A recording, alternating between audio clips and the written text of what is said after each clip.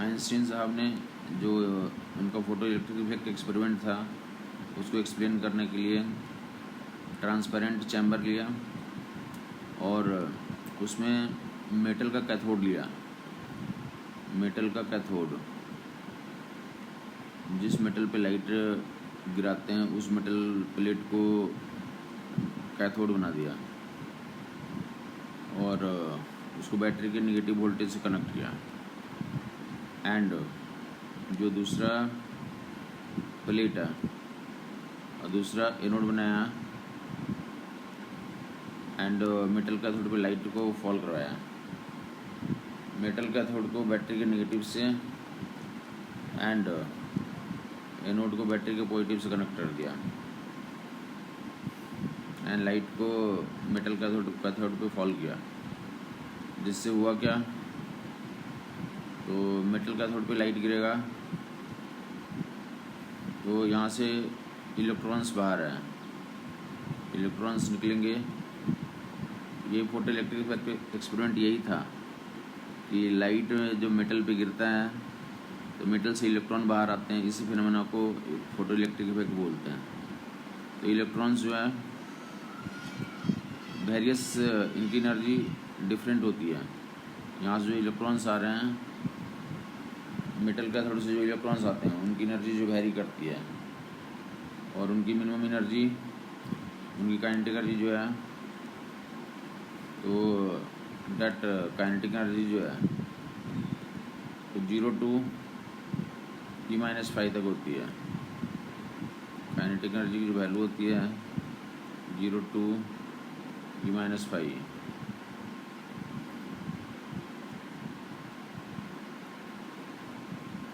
जो high maximum energy वाले electrons हैं वो जंप करके कैथोड से एनोड की तरफ चले जाते हैं। जो हाई एनर्जी वाले इलेक्ट्रॉन्स हैं तो जंप करके स्पॉन्टेनियसली जंप करके उनकी एनर्जी इतनी ज़्यादा होती है कि खुद ही जंप करके कैथोड से एनोड की तरफ चले जाते हैं। जिससे करंट स्टार्ट हो जाता है, जिसको क्या नाम से पुकारते हैं हम लोग, करंट को नाम से पुकारते हैं फोटो करंट।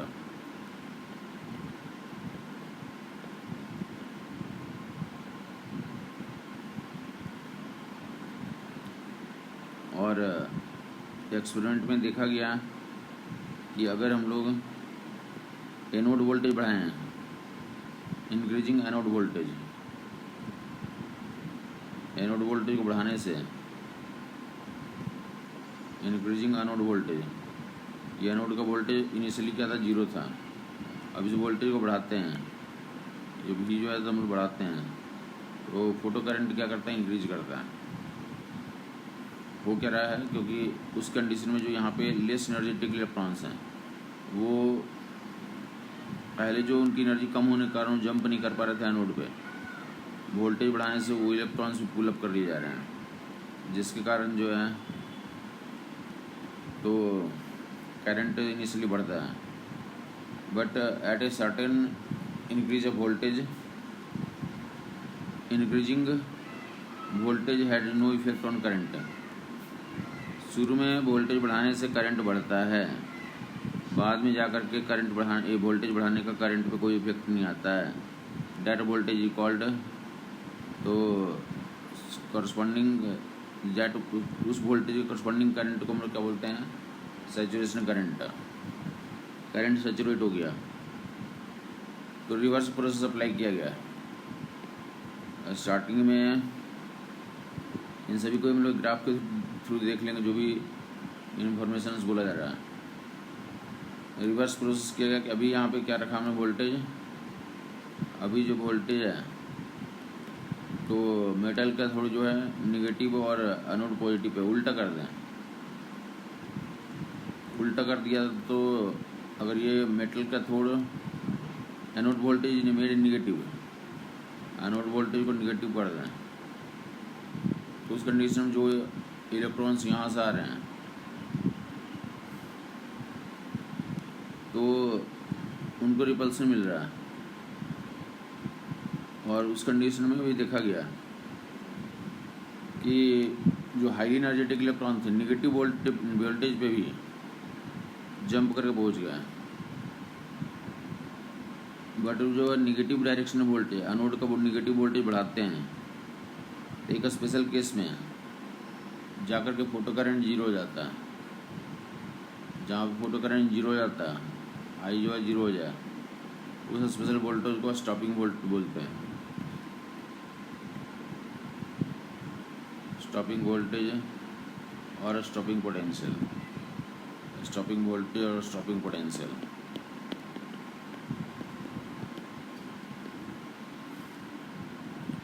क्या फैक्टर बताया कि निगेटिव वोल्टेज करेंगे एनोड का, तो उस कंडीशन में इलेक्ट्रॉन्स जो हाईली एनर्जेटिक हैं वो फिर भी जंप करके पहुंच जाते हैं एनोड पे, करंट चलता है। बट एनोड वोल्टेज निगेटिव में बढ़ाते जाओगे, एक स्पेशल पॉइंट आएगा निगेटिव वोल्टेज का जहाँ पे करंट जीरो हो जाता है, तो उस करंट के करस्पॉन्डिंग वोल्टेज को स्टॉपिंग पोटेंशियल या स्टॉपिंग वोल्टेज बोलते हैं।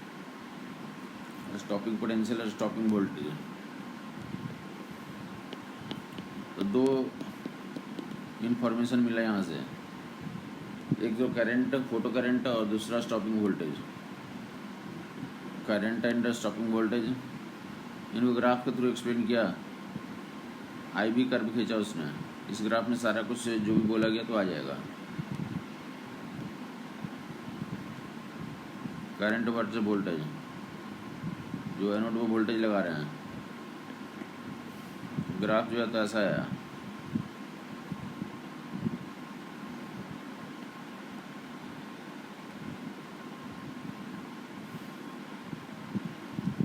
दिस वोल्टेज है stopping voltage.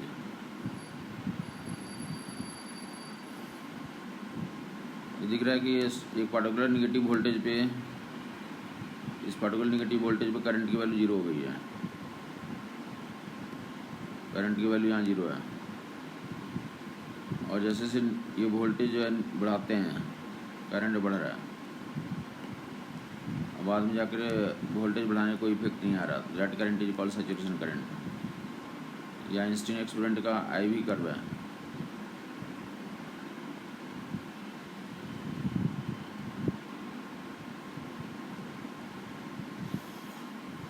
This is saturation current, this is stopping voltage. यहाँ पे एक सवाल आता है कि क्वेश्चन में पूछे जाते हैं कि अगर तुम निगेटिव वोल्टेज अप्लाई करोगे तो जो इलेक्ट्रॉन्स, जैसे लाइट गिरेगा तो इलेक्ट्रॉन्स तो बाहर आ जाएंगे यहाँ से, और यहाँ पे वोल्टेज तुमने निगेटिव कर दिया, तो जो इलेक्ट्रॉन्स बाहर आ चुके हैं तो उनका क्या होगा फिर? तो जवाब क्या दोगे आप कि निगेटिव वोल्टेज अप्लाई करने से electrons get reabsorbed, electrons get रीऑब्जर्व्ड।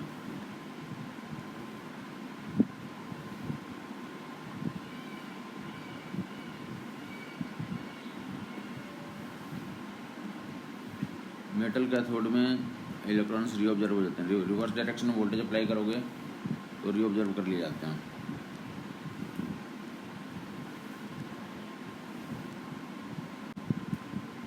यहाँ पे दो पैरामीटर आ गया, that is photo current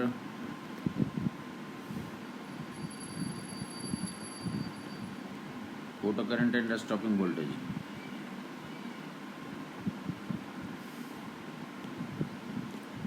photo current and stopping voltage, तो ये एक्सपेरिमेंटल फैक्ट है, एक्सपेरिमेंटल आउटकम है कि फोटो करंट तो फ्रीक्वेंसी एंड वेवलेंथ पे डिपेंड नहीं करता है, एंड इंटेंसिटी एंड डिस्टेंस पे डिपेंड करता है। Stopping voltage frequency and wavelength पे डिपेंड करता है, और इंटेंसिटी एंड डिस्टेंस से इंडिपेंडेंट होता है।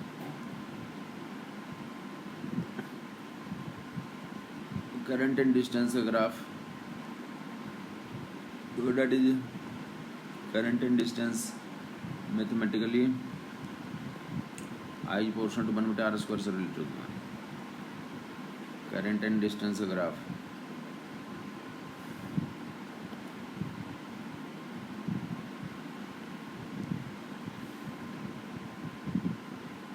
आई एन 1/r² ग्राफ।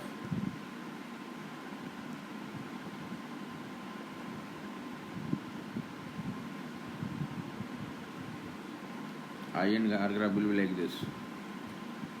दो डिस्टेंसेस पे करंट का रेशियो निकालने की जरूरत हो सकती है।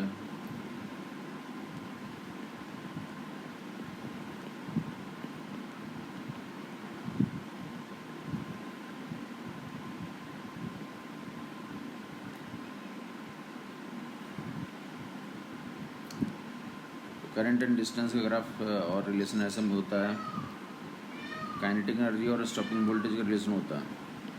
Kinetic maximum kinetic energy will be E times Vs। सवाल होते हैं जहाँ पे ना वो स्टॉपिंग वोल्टेज दिया रहेगा। अगर स्टॉपिंग वोल्टेज 5 वोल्ट बोल दिया, स्टॉपिंग वोल्टेज 5 वोल्ट, तो kinetic energy will B 5 electron volt. अगर कोई फार्मूला ये है, स्टॉपिंग वोल्टेज गिवन होगा तो काइनेटिक एनर्जी में कन्वर्सन करना, या उल्टा भी कि काइनेटिक एनर्जी गिवन होगा तो काइनेटिक एनर्जी अगर गिवन होगा जहाँ पे, तो काइनेटिक एनर्जी बटे ई कर लोगे, काइनेटिक एनर्जी बटे ई का रेशियो ले रहे हैं, that will give you stopping voltage.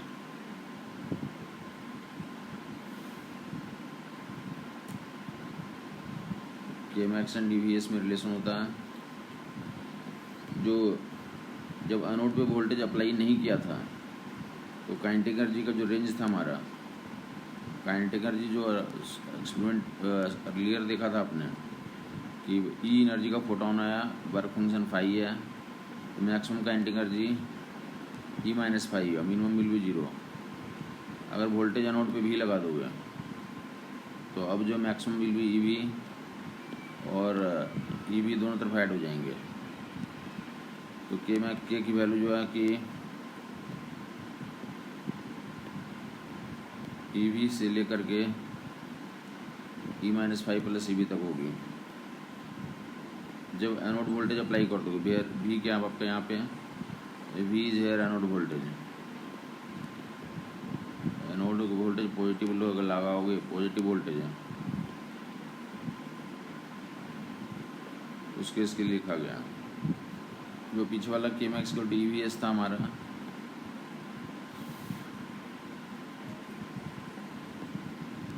केमैक्स का DVS, तो इसको कन्वर्ट कर लोगे, जो हमारा आइंस्टीन का इक्वेशन है उसमें डाल दें आप,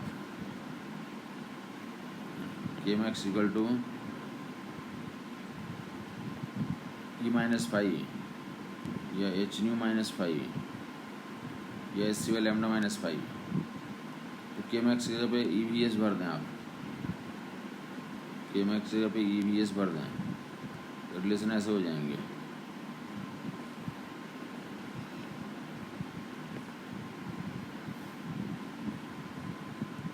EVS equal to h-5,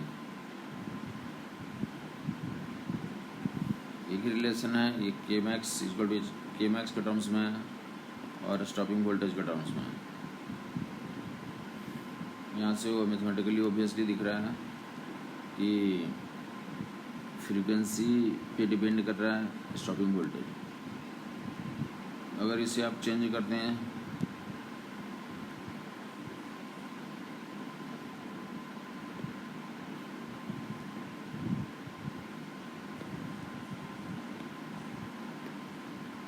new को C/λ लिख दें, न्यू को C/λ, तो ऐसे ही बन जाएगा केमैक्स इक्वल टू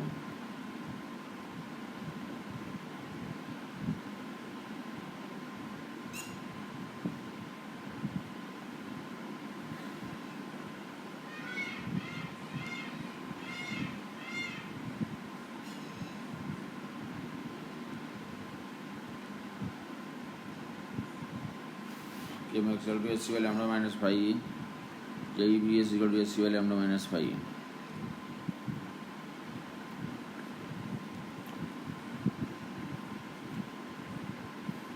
तो काइनेटिक एनर्जी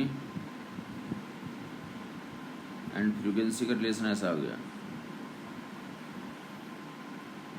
जो एक्सपेरिमेंटल फैक्ट एंड फाइल है, ये वाली बातें हैं कि जो स्टॉपिंग वोल्टेज फ्रीक्वेंसी और वेवलेंथ से इंडिपेंडेंट होता है, फ्रीक्वेंसी और वेवलेंथ से इंडिपेंडेंट होता है, उसने ग्राफ से शो आउट किया।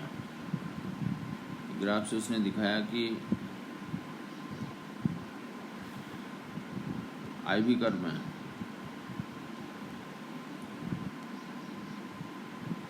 डिफरेंट फ्रीक्वेंसी का लाइट किया, स्टॉपिंग वोल्टेज से मिला।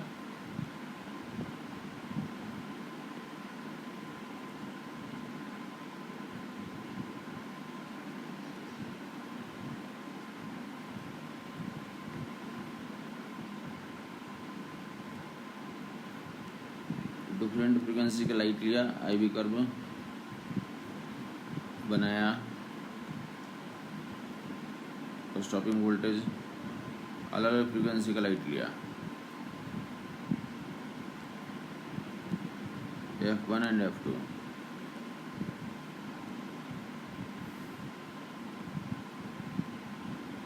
यहाँ से फैक्ट ये है कि करंट एंड वोल्टेज का ग्राफ है, करंट एंड वोल्टेज ग्राफ है, अलग अलग फ्रीक्वेंसी पे स्टॉपिंग वोल्टेज सेम आ रहा है। डिफरेंट फ्रीक्वेंसी पे स्टॉपिंग वोल्टेज सेम,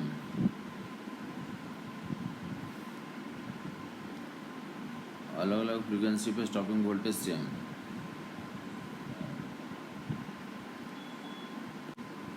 क्या होता है डिफरेंट फ्रीक्वेंसी पे स्टॉपिंग वोल्टेज सेम?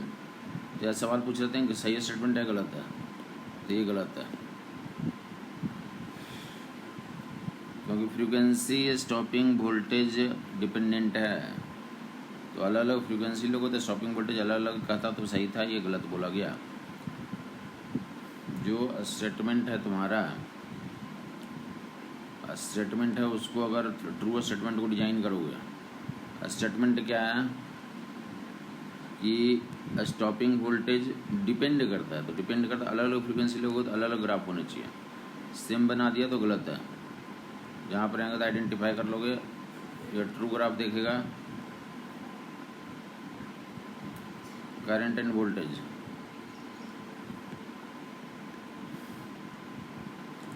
अलग अलग फ्रीक्वेंसी पे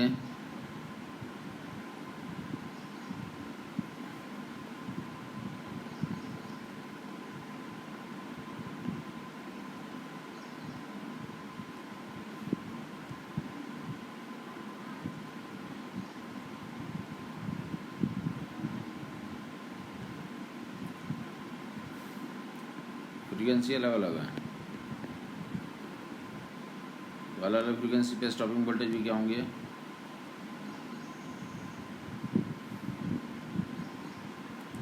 अलग अलग होंगे। ये सही है गलत है, ये सही है। ये ग्राफ फोटो में क्वेश्चन में बनाया रहता है, बोलता है इसमें क्या लिखा हुआ, तो बताओ कि इसमें यही आउटकम है कि अलग अलग फ्रीक्वेंसी का लाइट लेंगे तो अलग अलग स्टॉपिंग वोल्टेज आएंगे, और यहाँ पे दोनों केस में सैचुरेशन करंट सेम होगा।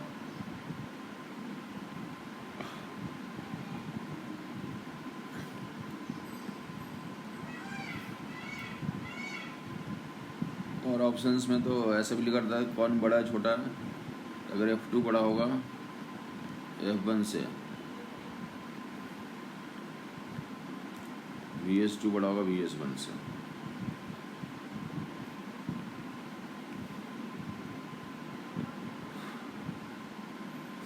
दूसरा क्या इन्फॉर्मेशन, आई फ्रीक्वेंसी वेवलेंथ से इंडिपेंडेंट है और डिस्टेंस पे इंटेंसिटी पे डिपेंड करता है, तो इसके लिए भी आई वी कर्व खींचा। आई वी कर्व क्या बोला गया है,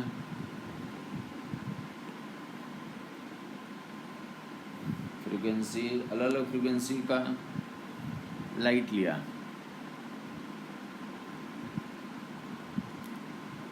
तो जो हमारा करंट होता है वो इंटेंसिटी पे डिपेंड करता है और फ्रीक्वेंसी से इंडिपेंडेंट होता है। करंट जो है तो ग्राफ में उसमें बताया कैसा ग्राफ आता है, अलग अलग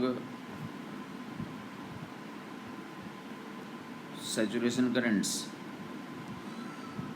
इंटेंसिटी पे डिपेंड करेगा, अलग अलग इंटेंसिटी का लाइट लिया।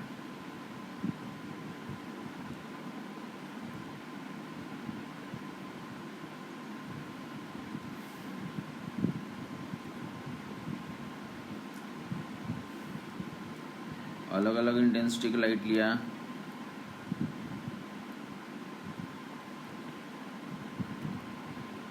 तो स्टॉपिंग वोल्टेज सेम ही रहा। I1 I2 इंटेंसिटी है, अगर I2 ज़्यादा है I1 से तो देखने में मिला कि स्टॉपिंग वोल्टेज सेम रहता है अलग अलग इंटेंसिटी के लिए। तो ये जो बातें बोले कि एक्सपेरिमेंटल इन्फॉर्मेशन है, जैसे ये एक्सपेरिमेंट है, ये जैसे पूछेगा जो फैक्ट एंड फाइल है ऐसे ही बताओगे तुम। मैथमेटिकल ग्राफ होते हैं यहाँ पे जो रिलेशन है, जिसके लिए मैथमेटिकल ग्राफ खींचते हैं हम लोग। ये के मैक्स जोड़ H minus five K max and frequency में, के मैक्स एंड फ्रीक्वेंसी में ग्राफ या के मैक्स एंड 1/λ में graph.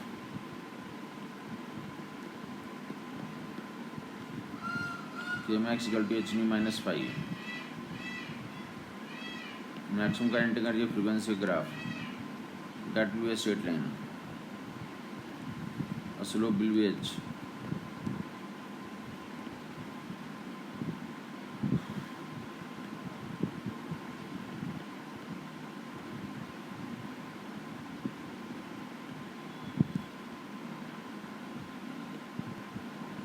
Graph will be a straight line और मल्टीपल लाइंस खींचोगे तो इन सभी का स्लोप क्या है, h है।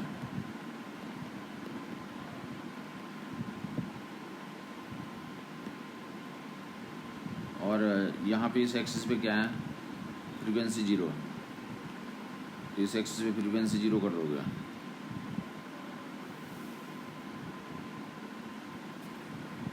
फ्रीक्वेंसी जीरो कर दोगे तो यहाँ जीरो को के मैक्स की वैल्यू -5 आ जाएगी, दो अलग अलग मेटल्स के लिए।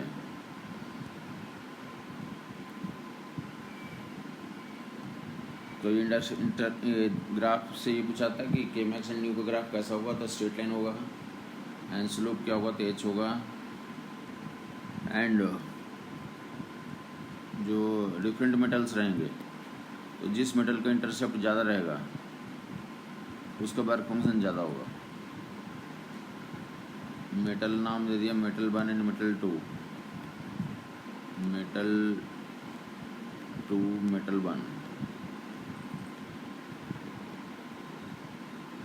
जिस मेटल का इंटरसेप्ट ज़्यादा होगा उसका वर्क फंक्शन ज़्यादा होगा।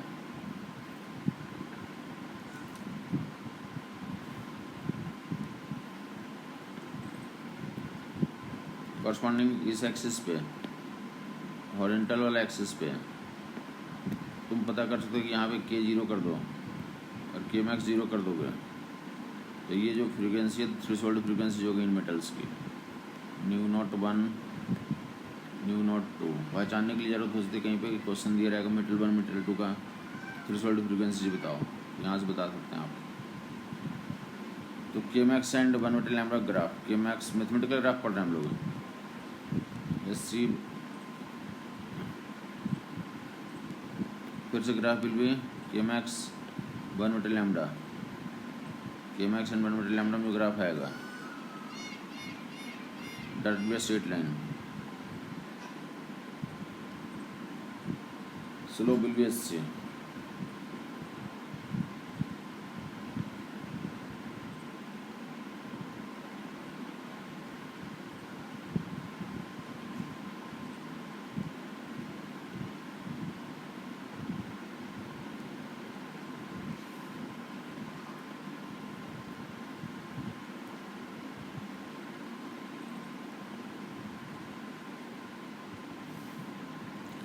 और दो मेटल्स के लिए तो ग्राफ पैरेलल ही आएंगे, और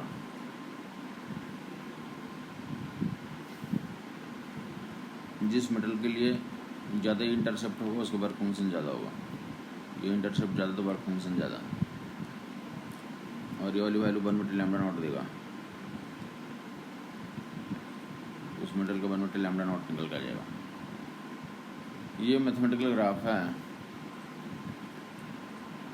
तो Kmax को EVS लिख दोगे, तो VS की value H/E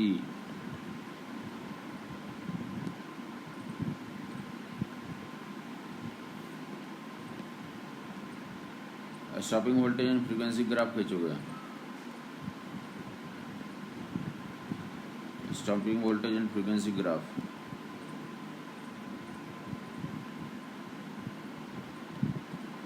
again straight line है। स्लोप यहाँ पे H/E हो जाएगा। फिर से जिसका ज़्यादा ये होगा उसका वर्क फंक्शन ज़्यादा होगा, और करस्पॉन्डिंग यहाँ से थ्रेशोल्ड फ्रीक्वेंसी निकल जाएगी। मेटल्स डिफरेंट रहेंगे तो पैरेलल ग्राफ आएंगे, 2-3 मेटल रहेंगे तो पैरेलल ग्राफ ही आएगा। स्लोप सबके लिए H/E होगा।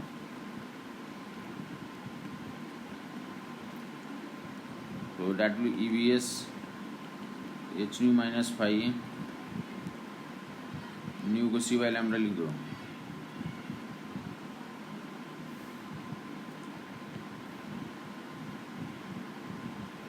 फिर से VS and 1/λ graph,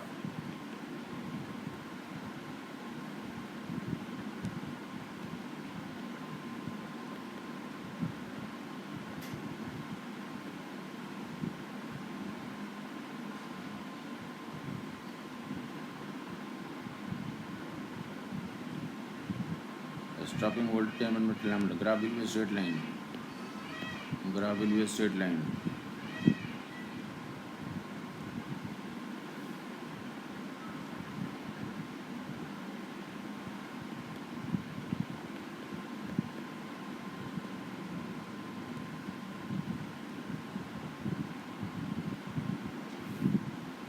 slope will be HC/E। Multiple के लिए तो मल्टीपल पैरेलल लाइंस आएंगे, स्लोप सबके लिए HC/E आएगा, वर्क फंक्शन सबके लिए दिखाओ यहाँ से। जिसका ज़्यादा इंटरसेप्ट होगा उसका वर्क फंक्शन ज़्यादा। ये जो ग्राफ देख रहे थे तो कौन सा ग्राफ्स था ये? तो मैथमेटिकल ग्राफ्स थे। बाकी इससे कनेक्टेड ही एक जो है ना, ये इलेक्ट्रॉन जो बाहर आ गया हमारा, तो एक डी ब्रॉगली वेवलेंथ आता है। तो डी ब्रॉगली वेवलेंथ नोट कर लोगे, डी ब्रॉगली वेवलेंथ, या फिर मैटर वेव्स भी बोलते हैं इसे।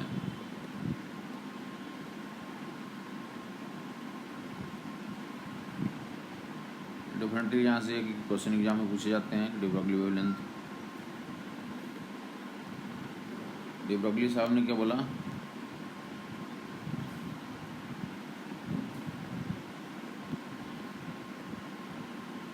कि मैटर वेव की तरह वेव करता है, और साइज है स्मॉल साइज के लिए 10⁻⁴ सेंटीमीटर, इस तरह का ऑर्डर का ऑब्जेक्ट रहेंगे। स्मॉल साइज का ऑब्जेक्ट के लिए जो है कि इनका वेवलेंथ होता है, और इसमें किनका तो इलेक्ट्रॉन, प्रोटॉन, न्यूट्रॉन ये सब के बारे में होता है। इनका वेवलेंथ होता है जब ये वेवलेंथ वेव की तरह वेव करेंगे। इलेक्ट्रॉन, प्रोटॉन, न्यूट्रॉन ये तो मैटर हैं बट वेव की तरह वेव करते हैं, और जब वेव की तरह वेव करेंगे तो डी ब्रॉगली वेवलेंथ का फार्मूला दिया उसने H/P, H Planck's constant, P momentum of the जो भी पार्टिकल का लिख रहे हो, lambda = H/P। Lambda and P का ग्राफ पूछा जाता है। De Broglie wavelength and momentum का ग्राफ खींचो, that graph will B hyperbolic.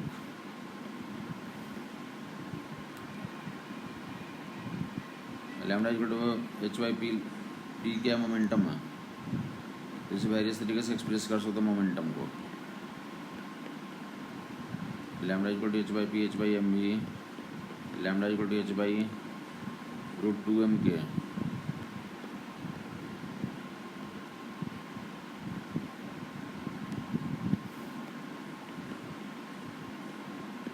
Root 2m के काइनेटिक एनर्जी को कितना लिखते हैं, चार्ज इन वोल्टेज में 2m/q डेल्टा भी।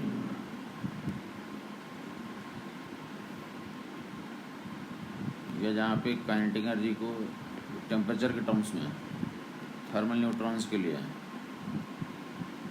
2m/k जो काइनेटिक एनर्जी है थर्मल न्यूट्रॉन के लिए, तो 3/2 kT होता है।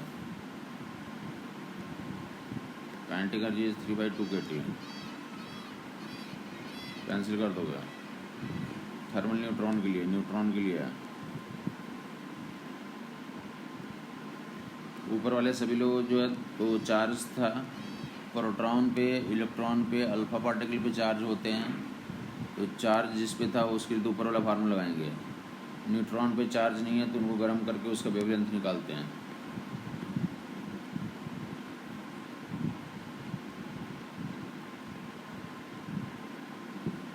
थर्मल न्यूट्रॉन का वेवलेंथ, बाकी lambda equal to H by P, log लगा दो दोनों तरफ।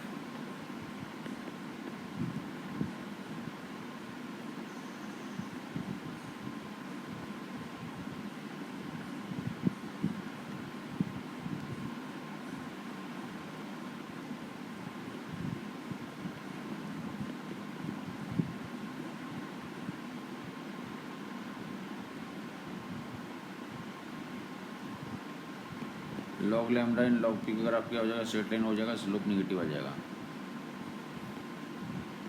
अगर इसे डिफ्रेंशिएट कर दोगे तो डेट ब्लू है।